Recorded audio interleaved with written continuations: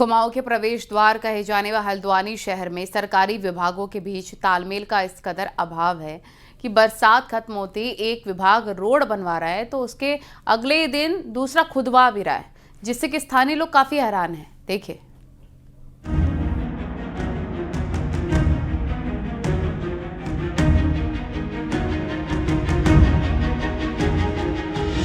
कुमाऊं के इस चमकते दमकते शहर हल्द्वानी की तस्वीर पीएम मोदी के दिए हुए 2700 करोड़ के बजट से बदल रही है।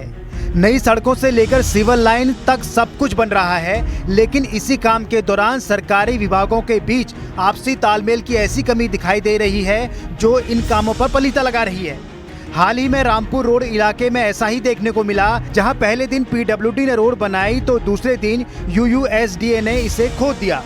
पीडब्ल्यूडी को पता था कि ये एडीपी वाले पानी की लाइन डाल रहे हैं। सिर्फ देवल चौड़ से 100-150 मीटर नीचे तक रोड पानी की लाइन ला चुके थे।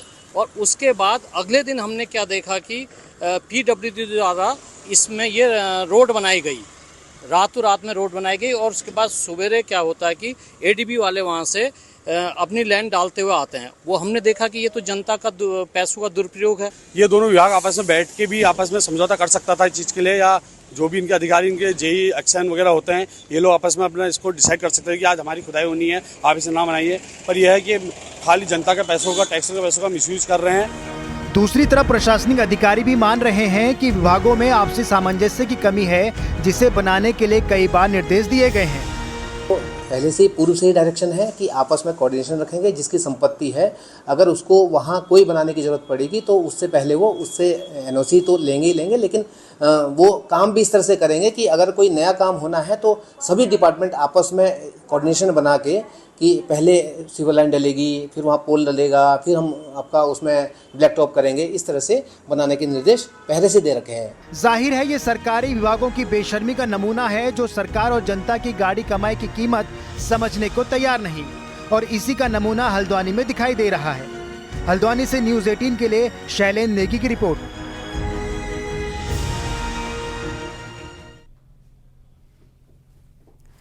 सपा के पूर्व विधायक इरफान सोलंकी की जेल से रिहा होने के बाद उनके समर्थक सड़कों पर उतर आए हैं, और इस मौके पर उन्होंने ये भी बताया कि जेल से निकलने के बाद अखिलेश यादव ने भी उनसे फोन पर बात की थी। जल्दी ही वो अखिलेश यादव से मुलाकात करेंगे।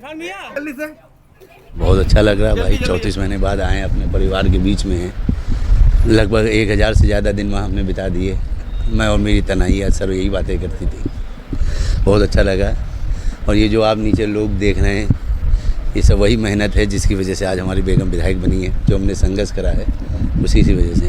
और मेरे अल्लाह का सबसे ज़्यादा करम रहा कि उसने कभी अकेले नहीं छोड़ा। वो इम्तिहान ज़रूर लेता है, पर हर इम्तिहान में वही पास कराता है। चलिए, अब दशहरा भी यहीं बनाएंगे, दिवाली भी यहीं बनाएंगे हम। विधायक जी निकलने के बाद अखिलेश यादव या किसी सपा जी अखिलेश जी से बात हुई, बहुत से बात हुई। बहुत से समय विदेश में, रोम में उन्होंने बात हुई। इंशाअल्लाह रहमान वो आते हैं, फिर मुलाकात करने जाएंगे, आप सबको बताएंगे। दशकों से संचार सेवा से महरूम बॉर्डर के गांव अब पूरी तरीके से मोबाइल नेटवर्क से जुड़ने जा रहे हैं। बीएसएनएल अगले साल तक सभी शैडो जोन में 4G सर्विस देने जा रहा है। मोबाइल सर्विस मिलने से जहां बॉर्डर के गांवों के नेपाली नेटवर्क पर निर्भरता खत्म होगी, वहीं चीन और नेपाल बॉर्डर पर तैनात सुरक्षा बलों को भी राहत मिलेगी। दिखाते हैं आपको रिपोर्ट।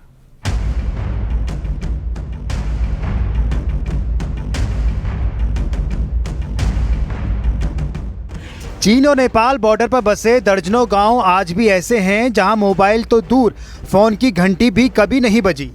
हालात ये हैं कि नेपाल से सटे इलाकों में भारतीय नागरिक नेपाली नेटवर्क के जरिए देश और दुनिया से जुड़ते हैं। नेपाली मोबाइल सर्विस भारतीयों को महंगी तो पड़ती ही है, साथ ही इससे राजस्व का भी नुकसान होता है। नेपाल बॉर्डर पर तो लोगों को नेपाली सिम राहत दे देती है, लेकिन चाइना बॉर्डर पर बसी व्यास, दारमा और मिलम घाटी के दर्जनों गांव में अभी भी मोबाइल नेटवर्क नहीं है। लेकिन अब हालात बदलने जा रहे हैं। उसमें 216 हमने नए टावर ये चारों जिलों में लगाए हमने। उसमें से 178 साइटें पूरी चालू हो गई हैं और 26 साइटें हैं जिनको हमने उसमें से अपग्रेड किया है। बीएसएनएल ने कुमाऊं के 4 पहाड़ी जिलों में करीब 460 4G मोबाइल टावर खड़े कर दिए हैं, जिनमें से 323 टावर कार्यदायी संस्था ने बीएसएनएल को सौंप दिए हैं। फिलहाल BSNL ने 277 टावर में 4G सर्विस शुरू कर दी है, जबकि बाकी बचे टावरों में अगले साल तक 4G सर्विस शुरू हो जाएगी। 4G सर्विस के लिए सबसे अधिक टावर चीन और नेपाल बॉर्डर पर लगाए गए हैं। कई जगह पर हमारे टावर खड़े हो गए हैं और कई जगह हमारी मशीनें लगनी हैं। सभी जगह हम मोबाइल कनेक्टिविटी देंगे। हम जो कि हर ग्राम पंचायत तक भी हमने ऑप्टिकल फाइबर को बिछाया है और उससे भी हम ग्रामीण केंद्र जो संचार केंद्र हैं उनका भी संचालन कर रहे हैं। बॉर्डर इलाकों में BSNL, ITBP और SSB की सभी BOP को मोबाइल से जोड़ने जा रहा है, जिससे देश की सुरक्षा में तैनात जवानों को खासी राहत मिलेगी। यही नहीं, इन इलाकों में मौजूद आदि कैलाश, ओम पर्वत, मिलम घाटी और पंचाचूली पहुँचने वाले सैलानियों को भी मोबाइल सर्विस से सुविधा होगी। न्यूज़ 18 के लिए पिथौरागढ़ से विजयवर्धन उप्रेती की रिपोर्ट। केदारनाथ में श्रद्धालुओं का सैलाब लगातार उमड़ रहा है। अब तक 15,95,000 से ज्यादा श्रद्धालु बाबा केदार के दर्शन कर चुके हैं। हालांकि बरसात के दौरान यात्रा की संख्या में काफी कमी भी देखने को मिल रही है, लेकिन अब हर दिन 3 से 4 हजार श्रद्धालु बाबा केदार के दर्शन कर रहे हैं।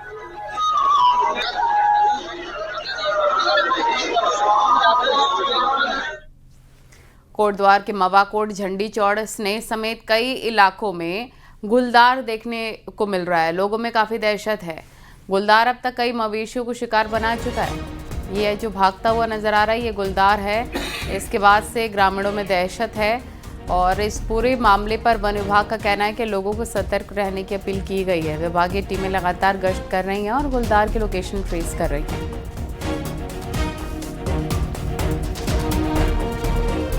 कोटद्वार से 2-3 गांवों से हमें खबर मिली थी और मूवमेंट बहुत ज़्यादा हो रही थी, तो हमने वहाँ पे हमारी टीम लगभग लास्ट हफ्ते में रोज़ 12 बजे तक पेट्रोलिंग कर रही थी उस जगह पे, और हमने जो भी सेंसिटिव जगह है वहाँ पे फॉक्स लाइट का इंतजाम किया है, फॉक्स लाइट लगाई है। और जिस गाँव में हमने फॉक्स लाइट लगाई है अभी, वहाँ से फिर से हमें कोई कंप्लेंट आई नहीं है।